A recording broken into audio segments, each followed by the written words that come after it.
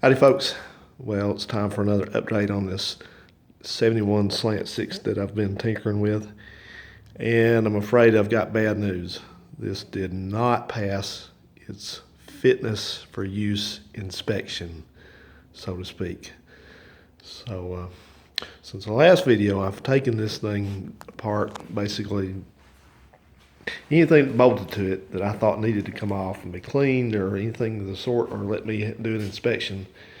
I took off valve cover, distributor, fuel pump, oil filter, oil pan, water pump, front pulley, all that jazz. So unfortunately, I have this thing kind of turned the wrong way on the stand. That thing, it's pretty difficult to turn by myself.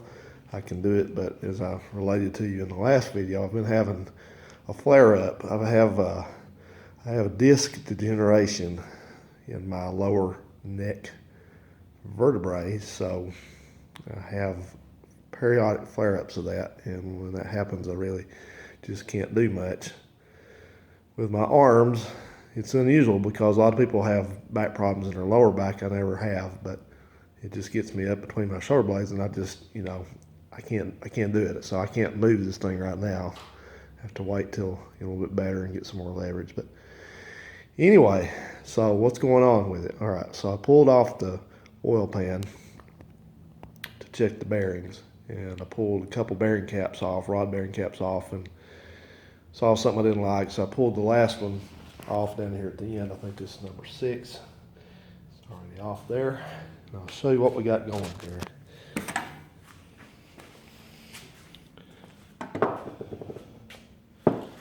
Okay, so this is the bearing cap, and kind of have to play around with this camera so it will show what I want to show you. But if you look at the surface of the bearing, it's not really scored, but it has that etched, pockmarked appearance on it. It shouldn't be like that. It should be relatively smooth, but it's definitely something has happened with these bearings. And they're not worn out because they're not worn down to the, they're not worn down to the copper backing. That's when you know they're really worn. So I don't think this engine has a lot of miles on it, but I had seen this before on an engine, and I didn't remember which engine it was or what caused that. So I had to ask some folks what would have caused that to happen, and they said that looks like that is from moisture being in the oil. So now that may be the case. I wouldn't disbelieve that. Something I noticed on this, I think we might have talked about this on the first video, or maybe not, but I think I said on the first video I thought the head had been swapped on this. I don't believe that. I think this is probably the original head, but there's a little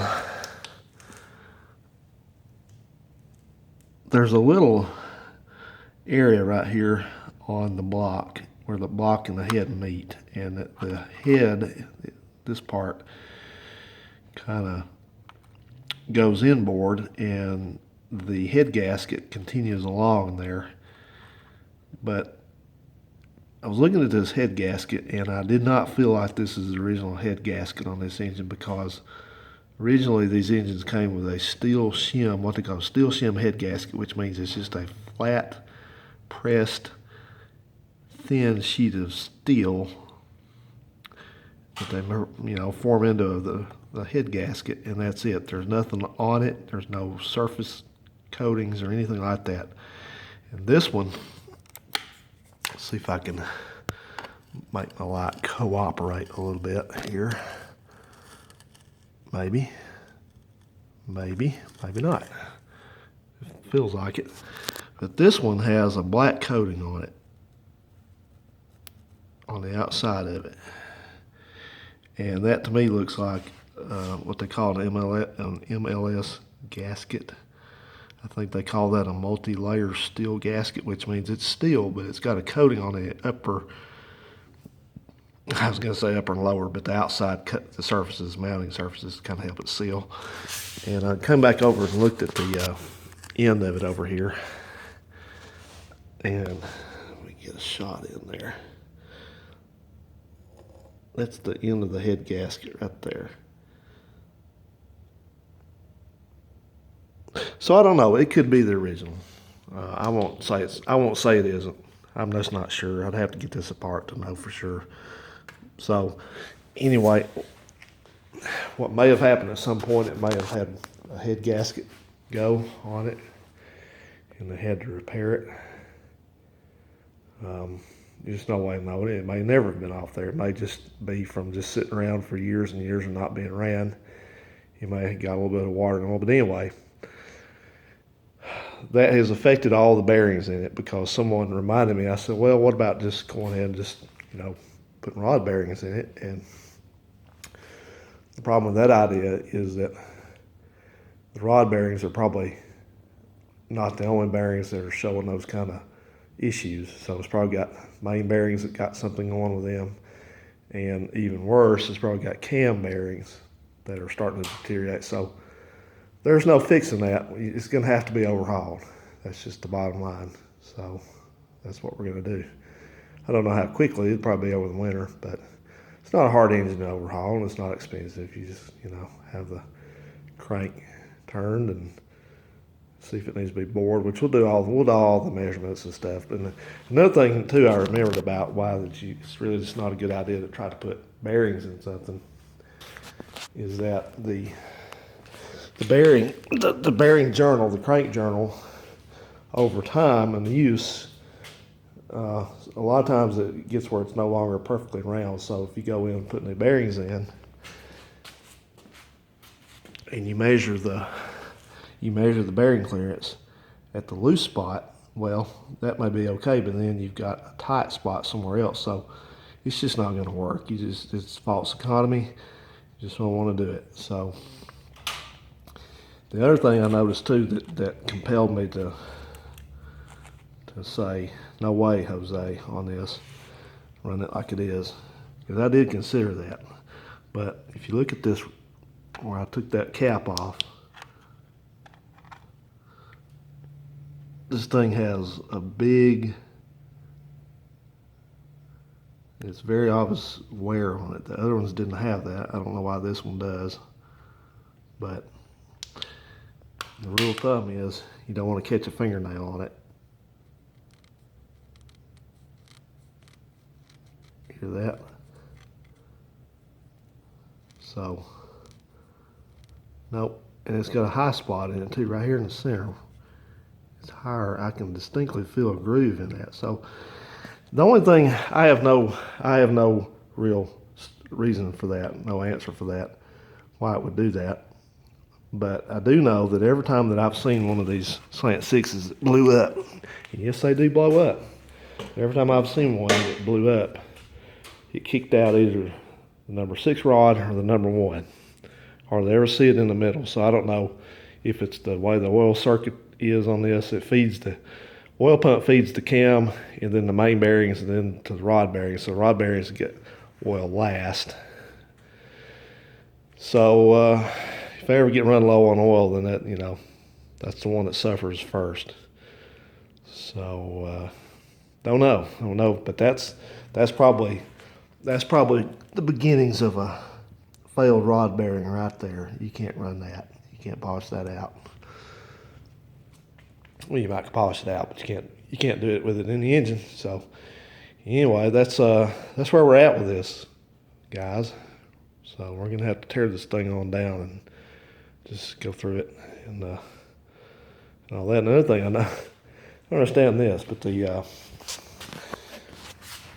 oil dipstick was hitting the crankshaft here so much that it actually put a worn place on the crank throw right there, and then the dipstick's got a corresponding lip on it now. So I don't know why that's going like that. And I guess the only other thing I saw in here that the camshaft looked pretty decent. I don't think I can actually show. Well, yeah, I think I can maybe. I think I can. We look up in there.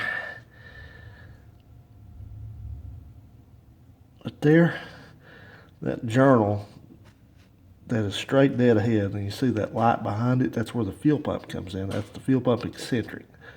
And that thing has got noticeable wear on it. It's got a groove worn in it. If I take I mean, big time. Big time, big time. Big time. I mean, I can look through it. I can look through it and look at that journal, that eccentric there, and I can see on the left that it's probably, shoot, 5 or 6 thousandths of wear, even more than that on there. There's a lot of wear on that. So some strange things going on. I know people say, "Oh, you can't blow these things up," but I love saying that. But you can blow them up. The key to making these things blow up is run them low on oil, or don't change the oil, stuff like that. So, not saying that's what happened to this one, but that's what'll kill them. I think the oiling systems on these are just not very robust.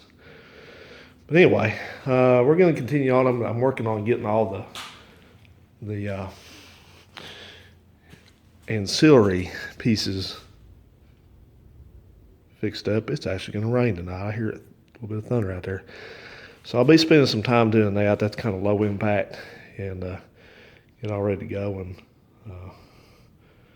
so we'll go through this thing and see what's up with it. So I don't really know what else to tell you on that. I kind of hate to have to do this, but it's going to be kind of fun, doing one of these. It'll be the first engine I've ever personally rebuilt. I never had to. I had pretty good luck with them. But, it just doesn't make sense. All the potential money and effort they're going to have to go into that Scamp out there is stupid to put a weak engine in that, because, everywhere you go, you're thinking to yourself in the back of your mind, you're thinking, well, is this the day that I'm going to hear tut-tut-tut-tut-tut-tut-tut? And, and I don't want to kick a rod through this engine because, I just don't want to. It's a good engine, so no way. And I know what you're going to say. I know what you're going to say. It'd be a great time to put a V8 in there. Well, it would, but it didn't come on one. And I'm a stickler for numbers, and I'm going to keep it original. I'm just not doing it. So, 2 words, my car. So, we're putting a 6-cylinder back in it. That's like I'll tell you a little funny story. Phil and I and Million Mile Garage met up down in Athens for their next to last car show they have on the square down there. I think they've had the last one in November, which I missed, unfortunately. But just like a cruise-in type thing. And so there's a guy down there. Let me give you a little quick backstory. Uncle Phil, he had all these hot rod cars back in years and years and years ago, and he just did like people do. He was never satisfied with just keeping one for a long time. He just bought and sold. So he ended up with nothing. That's what it is. You finally keep selling them till you end up with nothing. So he ended up with nothing. So now all he does is talk about the cars he used to have, because he has nothing. All right, so anyway, he there's this guy there that had a beautiful, about a 71, 72 Nova, maybe a little bit newer than that, maybe a 73, I don't recall, but beautiful car. It's about to cover that parts washer, and of course it's a 2-door, had nice wheels, just beautiful looking car, had SS on it, and the badges said SS on it, and so Phil goes racing over there to talk to the guy. And the guy lifts the hood on it. It's got a straight 6 in it, a 250 straight 6. I guess a 250, maybe a 230, whatever they had in them. And Phil's jaw about hit the ground. And he just couldn't control himself. Usually you're nice, even if you don't like what somebody does with a car, at least you're nice enough about it that you don't say something kind of sarcastic or whatever. And Phil couldn't even, he's like a kid, man. It just bursts out. He said, "You're kidding me. A 6-cylinder in this car?" And that guy just kind of chuckled a little bit and said, "Yeah. And Phil said, "In an SS?" And I don't know if the guy was just screwing with him or not about that part of it. I kind of think he was. I don't know that you could get an SS with a straight 6. I did. But Phil just was shaking it. He couldn't believe it. I thought, man, I hear that all the time. You get that all the time. You know, guys in size, that's what you ought to say. It's, oh, the bigger the better. Why have a small engine when you have a big engine? You need a big one, right? Is that how we think? Yes, it is. All right, guys, well, there'll be another one with an inline 6 in it. If somebody ever buys that car from me and they want to put a V8 in it, they're going to pay for the privilege to do so. I guarantee you that. All right, well, I'm out, guys. I got to go in, rest my back. So just want to give you a little update on this and stay tuned. See you around.